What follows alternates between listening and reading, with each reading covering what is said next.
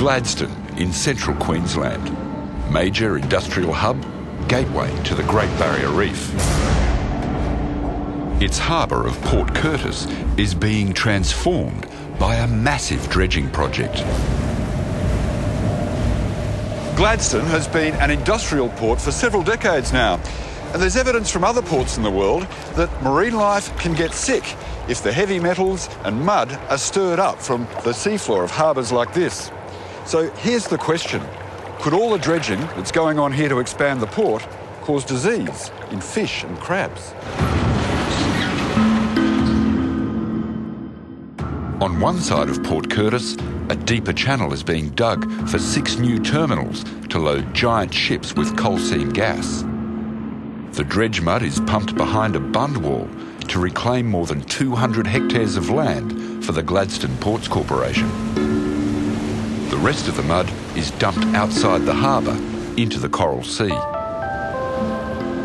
Fish veterinarian Dr. Matt Landos believes marine life is being contaminated. We're moving the metals out of the sediments, into the food web, into the animals. Dr. Leonie Anderson also trained as a veterinarian and runs the monitoring program for the Gladstone Ports Corporation. All I can say from the results that we've taken, that the dredging hasn't made a difference to the water quality in the harbour, apart from some elevated turbidity. And people have the misconception that turbidity is toxic, and it's not. There are 2 sides to every story, so I'm boarding boats from opposite sides of the debate.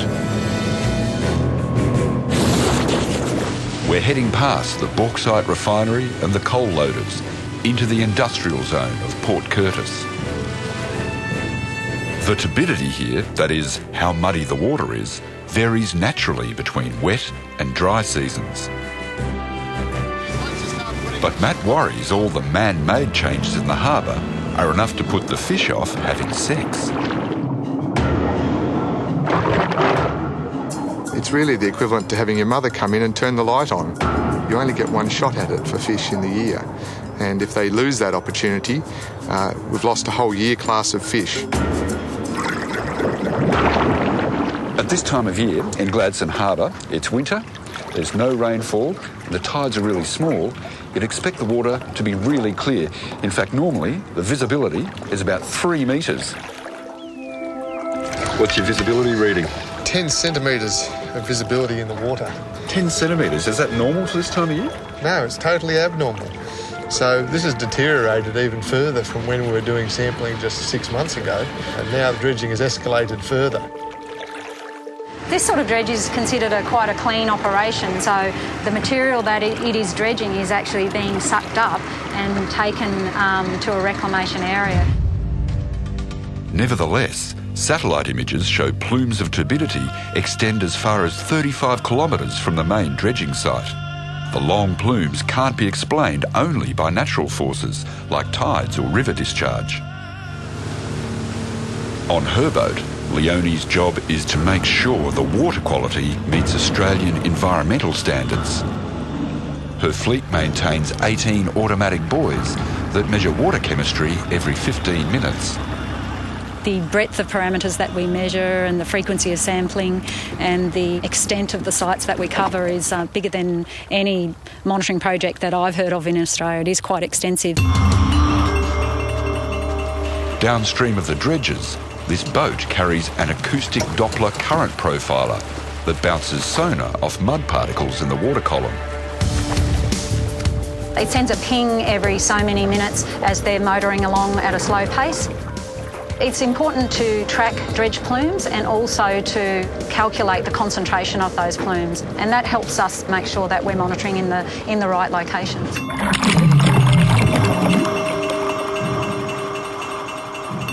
While the mud particles are visible, the metals they carry are harder to find. After the dredging started, Leonie's team began monthly sampling for the metals that get dissolved. They're the ones that are most important because they're the ones that are potentially bioavailable to the food chain.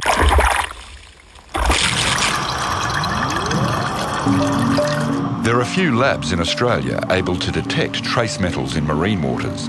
This is one of them, CSIRO at Lucas Heights in Sydney. There's a whole suite of metals that we analyse for. Some of them include aluminium, cadmium, copper, cobalt, nickel, lead and zinc. It doesn't take much dissolved metal to trigger effects in marine life. Measuring it needs sensitive techniques that can detect minute concentrations. Parts per trillion. Parts per trillion? Yeah, we need to be able to measure down to that kind of range to be able to measure the real concentrations in the environment. Since the dredging started in Port Curtis, CSIRO has sampled dissolved metals for 3 days and didn't find any contamination hotspots. However, they were able to compare their samples with what they collected nearly 10 years ago. We saw a slight increase in dissolved copper and zinc concentrations in the harbour compared to back then. We found sort of detectable concentrations of aluminium in most locations across the harbour, which are above the environmental concern level that applies in Australia. To know when metal levels become toxic, water quality standards set limits called trigger values. The fact is that the dissolved metals haven't gone above those triggers, and those triggers are set based on a lot of science. But not yet for aluminium. There's currently no water quality standard for aluminium in marine waters because the research is still being done. CSIRO is exposing algae to different levels of aluminium to discover how much is toxic. Are algae often neglected? They can be. They're not often seen, so it's important to look at them because they drive a lot of the processes that are going on with an ecosystem. It's crucial to have reliable toxicity data because when algae die from metal poisoning, the whole food chain suffers. Port Curtis is a beautiful estuary full of life. In fact, where I am right now is inside the Great Barrier Reef World Heritage Area. So you'd expect a place like this to support a productive fishery. Can you tell what's going on the skin there? And it did, until a year ago, when fishermen reported sick fish with cloudy eyes, rashes, eroded fins and sores. Fisheries Queensland banned all fishing in the harbour for 3 weeks and launched an investigation. 4 months after dredging commenced. Well, there's an important thing in investigating an outbreak is you need to try and sample at the time of the outbreak. So Matt started his own independent research, funded by donations from the public and the seafood industry, working with fishermen to try and figure out what was happening. We had a look at the gills of the fish for damage to the gills. We then did a full necropsy on the animal, examining all of the internal organs. Matt took bacterial swabs and organ samples from a number of species. We identified skin disease in a whole range of fish. We also identified problems internally in the fish with parasites, what appears to be increased intensities of parasitic infection. Bob Appo has seen this before. Over the 36 years he's been a crab fisherman here, the harbour has been dredged 3 times. Every time it dredged, the fishing just went down. The prawns, the fish, the mud crabs, everything. I've gone from 150 kilos to about 50 kilos on a good day. And this is only just the start of it. There's another 3 years at least dredging to go on. He's helping Matt investigate a disease in mud crabs called rust spot that ulcerates their shells.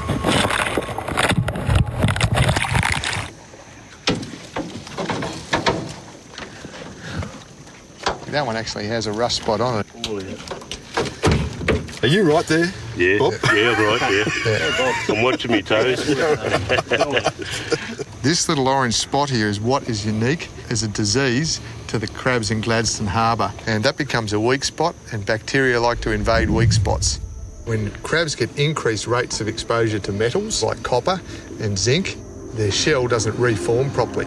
And so after they've molted, they don't end up with a nice hard shell to protect themselves. They end up with these deformed shells. It progresses in many of the crabs to actually go right through the shell. This disease was first studied by Leone back in 1998. I don't think the prevalence of disease has changed at all since I last investigated. I think that people are just more observant and now seeing things that they might not have noticed before. So looking at the bigger picture, do metals have anything to do with the shell disease? I can't, we didn't find conclusively that that was the case. Matt's theory is that the immune systems of harbour animals are being overwhelmed by multiple stresses like noise, turbidity and mixtures of heavy metals. Well, in this case, we should be looking first at the animals. They're telling the story. If they're sick, there's something wrong with their environment. Is it not conceivable that dredging could be one of the factors that are contributing to what people are seeing in the fish and crabs? I just don't see that when, by default, by maintaining the water quality within Australian standards, we are maintaining ecological health. You wouldn't include fish disease monitoring in a standard dredge project, and particularly when you know your water quality is of a high standard, you're sort of going, well, you know, is there anything more we should do? Solving the mystery of the disease means following the trail of dissolved metals to see how much ends up in the animals of Port Curtis. Well, I think it's quite important to look at metal concentrations in fish tissues, and we've certainly recommended that as a follow-up to our study. Has it been happening? Not that I'm aware of, no. Why is that? I don't know. It's up to the regulators that look after the system to really prioritise the research studies that need to be done. As the dredging continues, Queensland government agencies are yet to release all their results from the first 12 months of studies. But Bob Appo has had enough of catching fewer crabs that are too sick to sell. Lucky I'm at the age where I can say, well, that's enough, but I still love it, that's the thing. It is heartbreaking that this has happened and I just don't even want to come near it.